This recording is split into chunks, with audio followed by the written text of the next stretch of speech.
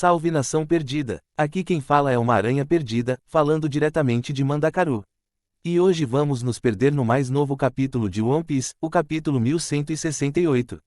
Antes de começar realmente a falar sobre as tretas desse capítulo, primeiro tenho que fazer uma correção sobre a idade do Loki. A matemática que estava usando está completamente perdida. Mas aí, veio o Mano Joy 20 com a conta certa. Dito isso, a minha opinião sobre um casal com Shirahoshi e Loki continua a mesma. E com isso dito, a conta certa é de 3 para 1. Ou seja, a cada 3 anos de um gigante se equivale a um de um ser humano. Ou seja, Loki teria 21 anos. 21 para 16 é mais aceitável que 38.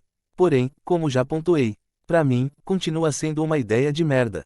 Um casamento seria uma merda do tamanho do Loki. Entretanto, numa coisa eu e o Mano Joy concordamos. Acho que no vídeo sobre o capítulo 1166 ou foi o 1167, eu comento sobre a ideia do Loki após o arco de Elbaf, sair para o mar com a missão de encontrar os gigantes da galeira. Acho que isso é um futuro provável para o Loki. Ao mesmo tempo, a Shirahoshi está em perigo no reino Ryogu.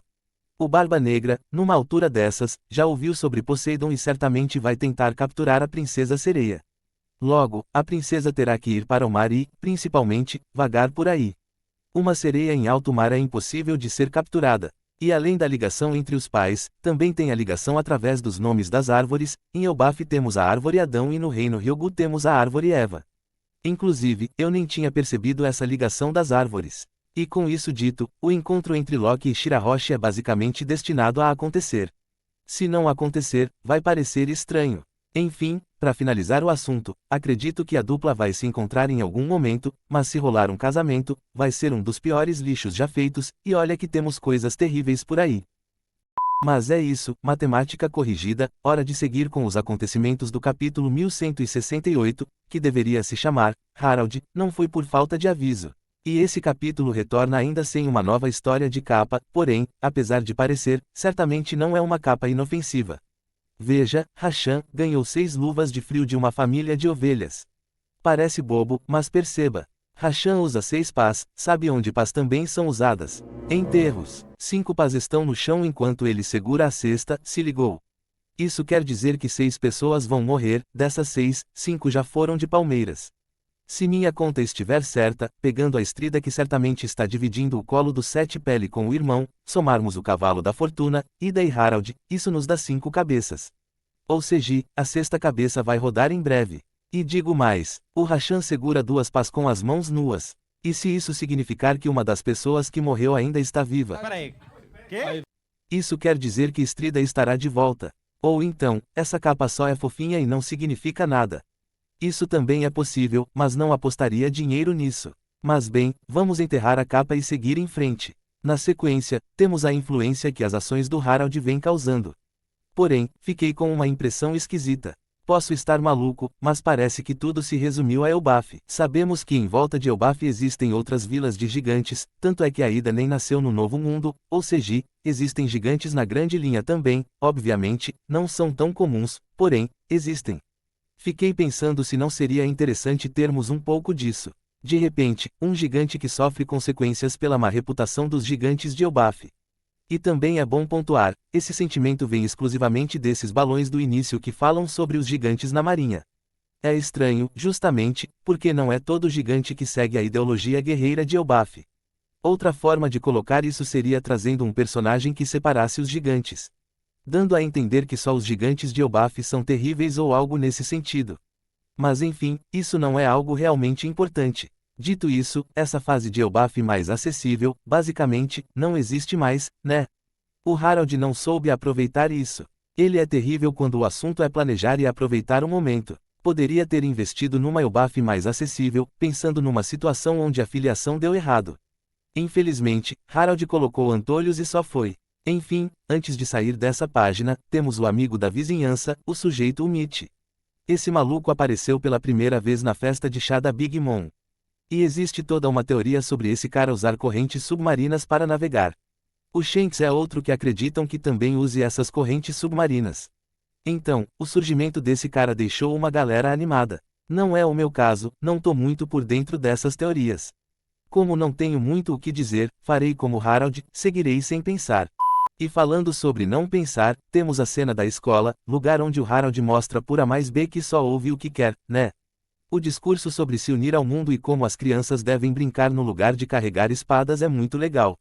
O problema está na visão maluca do Harold. O Saulo ainda tenta argumentar, ele pergunta se o Harold não acha que perdeu alguma coisa, mas o rei não conseguiria perceber, nem mesmo quando Aida fala o Harold entende. É por isso que vamos ter essa cena com ele dizendo que a força de uma nação não é feita através do poder militar. Vale dizer, talvez aconteça alguma mudança nesse diálogo, mas imagino que o núcleo da questão se mantenha. Até porque o Harold traz Aida como responsável pela sua mudança de visão. O problema é que Aida ensinou a não ser violento, a não se orgulhar por algo que você já nasceu possuindo. O Harold entendeu o extremo da coisa. Agora ele não sente orgulho de nada. Não tem problema sentir orgulho sobre sua força, o que você não pode é se sentir no direito de maltratar as pessoas por causa disso. O Harold não entendeu que o poder militar não é só para atacar, é para defender também. E o pior, ele simplesmente apagou da sua mente o estrago que um gigante pode fazer num mundo de pessoas minúsculas. Na cabeça do Harold, não existe diferença, por exemplo, entre gigantes e humanos. E essa diferença existe. Pegue o gigante mais fraco de Elbaf e o solte numa ilha de humanos. Enfrentando humanos que não têm poderes de frutos e nem haki, isso vai ser um massacre. E se esse gigante, de repente, tem haki do armamento ou uma fruta, aí fudeu. Acabou o mundo. Porém, o Harold apagou isso da mente dele. Na sua cabeça, a diferença de um gigante para um ser humano é coisa de 2 metros de altura, saca? Um absurdo do tamanho dele. E, reforçando, nesse bolo de confusões que o Harold faz, temos coisas boas. Não tem por que crianças aprenderem a lutar na infância, deixa isso para quando estiverem no fim da adolescência ou entrando na vida adulta. No entanto, acabar com a cultura da luta, para mim, não faz sentido. O Harold sabe o que acontece com nações que não conseguem se defender. Ele já entrou em conflito com o governo por causa disso. E mesmo assim, ele quer tornar Elbaf um local fraco, militarmente falando, incapaz de se proteger caso seja necessário. Claro, essa meta dele não é completamente idiota, Harold está, pura e exclusivamente, confiando no governo mundial. Uma nação filiada é protegida pela marinha, logo, os gigantes não precisam saber lutar porque a marinha será a responsável pela segurança do reino. O que é uma decisão fácil para ele, sendo o gigante mais forte do reino, não importa o que aconteça, a sua segurança está garantida. Mesmo que, de repente, aconteça alguma coisa, ele certamente vai ser capaz de proteger o reino inteiro sozinho, certo? Ou será que não? Enfim, aqui chegamos na morte da Aida. Coitada dessa mulher, até os últimos segundos de vida tentando colocar algum juízo no Harold. Trazendo diretamente, o fato do Harold ter perdido o orgulho de ser um gigante de Elbaf. Isso porque agora o Harold vê a cultura de Elbaf como algo ruim. E aí, é o ponto-chave da minha implicância com o Harold. Quando o assunto é cultura de Elbaf, é muito óbvio a seletividade que ele tem sobre o assunto. Vamos pensar no motivo pelo qual a Aida está morrendo. O único motivo dela estar morrendo é que em Elbaf existe uma cultura onde só gigantes nascidos no reino são dignos de verdade. Pior ainda quando um gigante quer alcançar a família real. Só gigantes puro sangue podem fazer parte da realeza. Porém, essa cultura o Harold em momento algum fez questão de mudar. O que é benéfico. O Loki só está vivo porque é um puro sangue. Imagine se o Hairujin fizesse metade do que o Loki fez, será que ele estaria acorrentado na árvore do mundo ou estaria comendo raízes? E o Harold, inclusive, menciona isso. Ele diz que é essa cultura que impediu que a gente se casasse. Aí veja como o personagem é naturalmente irritante. O Harold decidiu invadir a Terra Sagrada, decidiu se entregar ao governo mundial como escravo, arrancou os próprios chifres e passou a seguir ordens do governo. Mas foi incapaz de se casar com a Aida. Claro, não vou só massacrar o Harold aqui, temos que massacrar o Oda também. Porque esse é um daqueles momentos idiotas que a maioria dos mangás tem.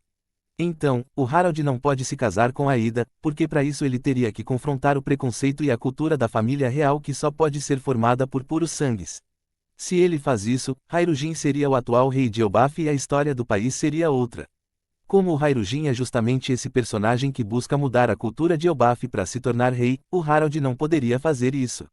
O que faz o rei ser um grande pau na bunda? Ele teve coragem de invadir a Terra Sagrada, teve coragem de se entregar como escravo, mas não teve coragem de se casar com a mulher que ele supostamente amava. E digo mais, Oden e Harold estão na mesma prateleira. A diferença é que o Harold foi muito mais afobado e egoísta. E, no final, Elbaf que matou a Aida, ainda existe nos dias de hoje. E outra, a partir daqui, não existe mais subir. Agora é só descer e descer. E bem, sobre descer. Temos uma passagem rápida sobre o Shanks, que sumiu depois de uma missão.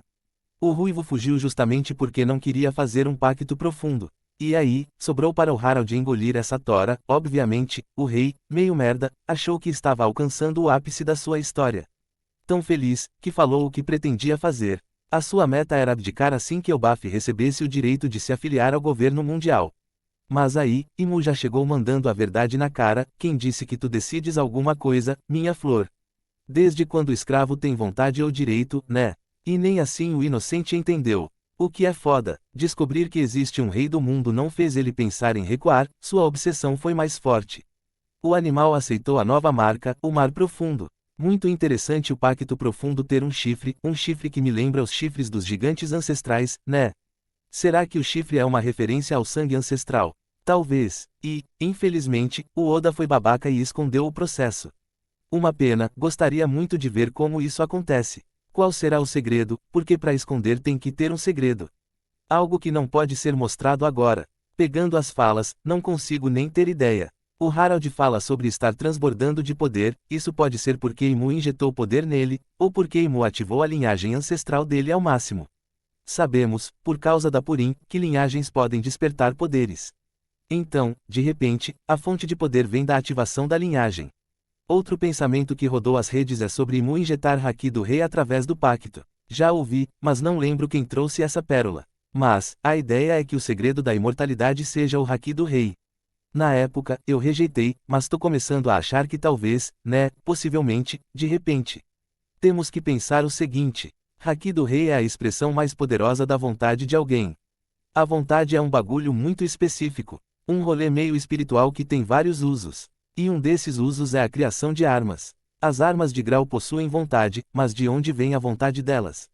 Vem de quem as criou. Uma espada que absorve a vontade do ferreiro é muitas vezes mais durável que uma normal, por quê? Porque a vontade é Haki e Haki protege as lâminas. Não só isso, mas essa infusão de vontade gera uma habilidade especial nas armas, o poder de sugar energia dos seus usuários. Todas as armas de grau fazem isso e, justamente por isso, são conhecidas como armas amaldiçoadas. Seria impossível você pegar aço comum e torná-lo mágico do nada, a única coisa que pode conceder esse tipo de poder é a vontade, é o Haki.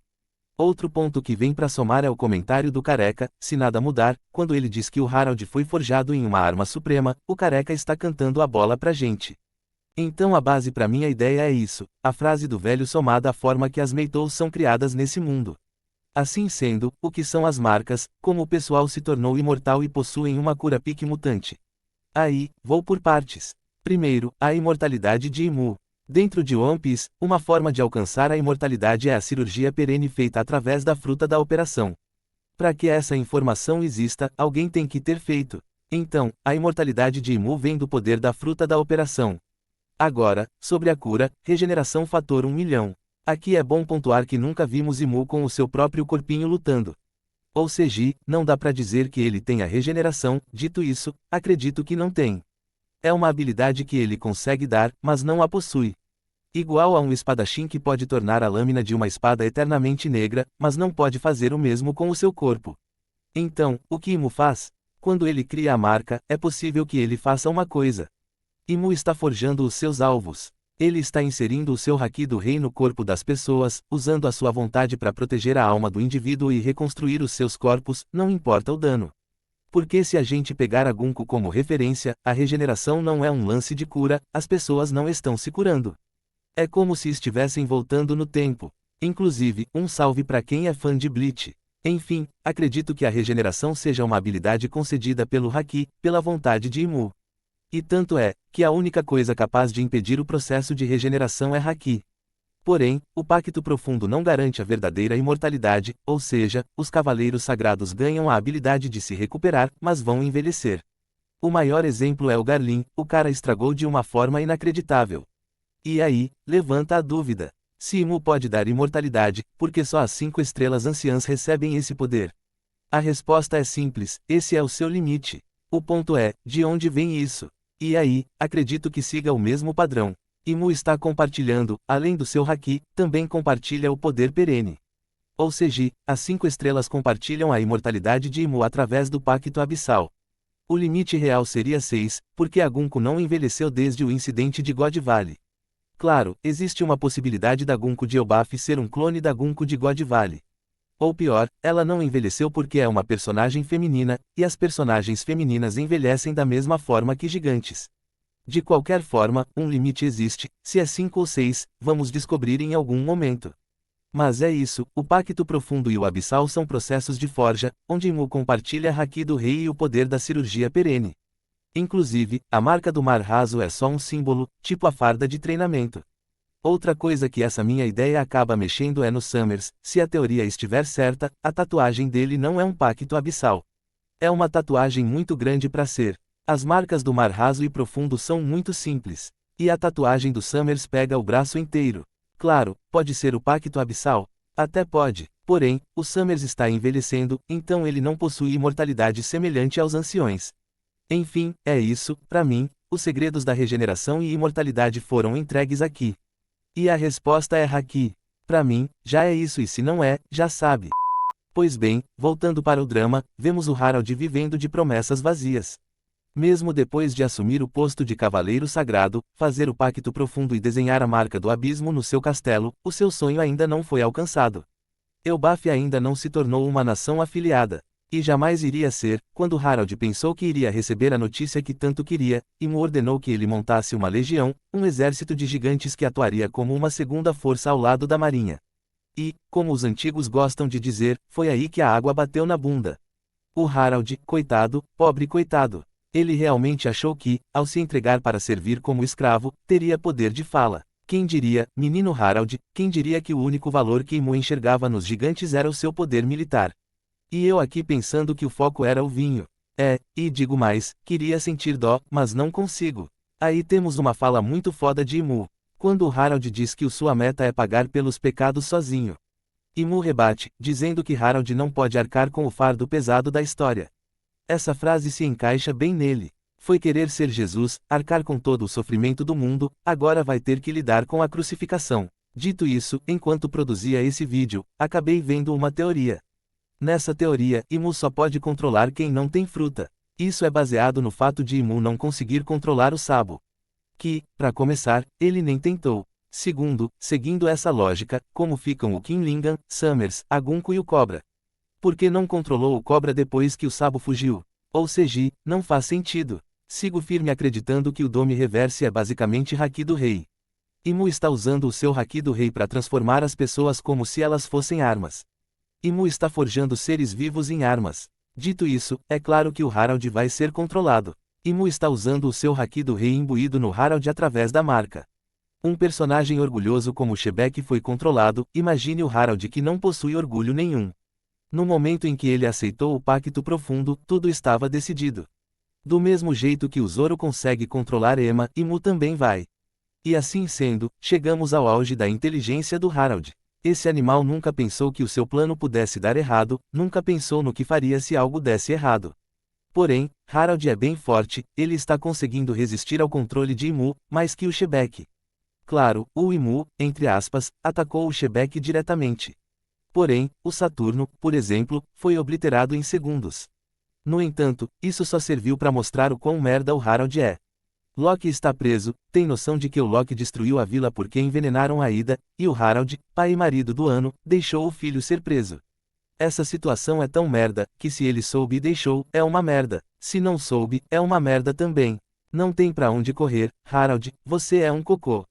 Dito isso, não existem mais mistérios aqui. Agora sabemos o porquê dos guardas atacarem o Harald. Foi a cena do guarda mandando o Loki esperar no lado de fora que acabou se tornando esquisita e sem sentido. Isso ficou estranho, porém, a cena em que os guardas atacam o Harald está explicada. Ele vai pedir isso. Harald vai, no desespero, exigir que os guardas o matem antes que perca o controle. Juvenil como é, certamente vai esquecer da parte em que se tornou, entre aspas, imortal. Já tô até vendo. E depois disso, ele deve ser possuído pelo Imu e o resto é história. Dito isso, poderia ficar aqui empolgado imaginando como será essa batalha, cheia de giros e saltos, mas não deve ser muito diferente do que já tivemos em God Valley. Uma pena, mas a vida é sobre isso.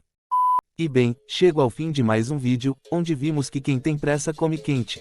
Então, não se perca por ter pressa.